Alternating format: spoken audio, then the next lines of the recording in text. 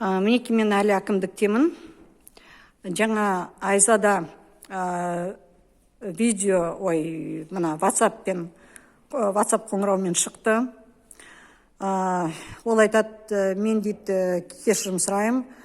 Мына заңгерлер, түкішінің заңгерлері былай айтты, сосын басқаша айтты. Енді тосу керек, енді байланыста болайық, солай. Енді мен ол байланыста шыққаннан кейін, мен әрине, тым болмаса солай телефонмен байланысқа шықты. Мен енді кетемін. Бірақ та 100% мына қазақша сөздерді, бір қазақша тым болмаса сөз үшін мен өлуге даярмын, шын айтқанда. Сондықтан қосымша келісім шарт болмайынша түкішіден мына компаниялар, әр компаниямен қосымша келісім шарт болмайынша мен ереуілге шығамын, өзім ереуілге шығамын. Осы әкімдікте отырамын мен күнде келіп, күнде емес енді, ертең келемдағы, сосын шексіз отырамын. Қосымша келісім шарт болмайынша. Бізде тұтынушылармен Қазақстан Республикасында қызмет көрушілердің арасында регламент дейтін тек қана бір заң бар, тұтынушылар заңы. Соны мыналар енгізгісі келмей отыр. Бізге түкіші, енді орысша ЖКХ дейді, осындай жауап беріп отыр деп, қандай беттермен айтып отыр.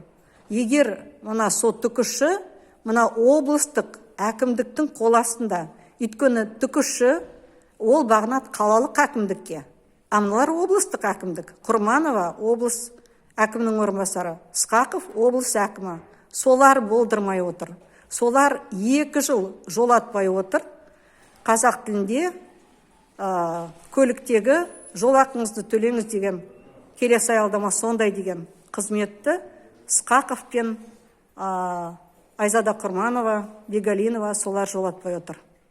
Енді өтіріктен өтірік, енді қазақша сондай сөз жоқ, орысша издевательство сондай. Біз қарастырып жатырмыз деген. Кімнің ашузасы келмейді? Мінеки осымен Сқақов, тағы да қайталайым, Қасым Жомарт Тоқаевтың билігіне қарсы митингтар нетуге, әйтеуір қайтадан халық шықсын деп, өзі ұйымдастырып отыр. Менің ойым тек қана сонда. Шығамыз, немесеміз басқа жол жоқ. Барлық бірше, барлық қазақша болу керек. Орыс тілі бізде тек қана 2-ші орында.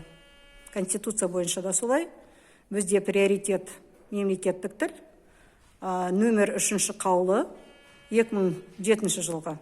Сол қаулы да бар. Сол қаулы бойынша да приоритет Қазақстан Республикасында. Біз айда аламыз ба қызметті? Не Ресей Федерациясында барып аламыз ба қазақ тілінде қызметті? Біздің толық заңды құқымыз осы республикада. Тағы да қайталап айтайын. Егер өңірді рубльға көшіріп жатса, егер Терекөл ауданында, басқа да аудандарда бар шығар, мен білмеймін. Рубль, АЗС-тарда рубльға сатып алады адам бензиндарды. Мінеки, не үшін жолатсын? Бірақ та қасық қаным қалғанша күресем, жолатуға жұмыс істеуге мен осылай өзім қасық қаным қалғанша күресем. Сол болдыруға күресем, қасық қаным қалғанша қазақ тілін. Тым болмаса 1-2 сөзді көлікте берсін Сқақов пен Құрманова, көлікте берсін қазақ тілін. 2 сөзді берсін, 30 жыл бермей отырған сөзді берсін, рұқсат етсін көлікте. Жол ақысын төлеңіздер деген сөзді. Басқа сөзім жоқ.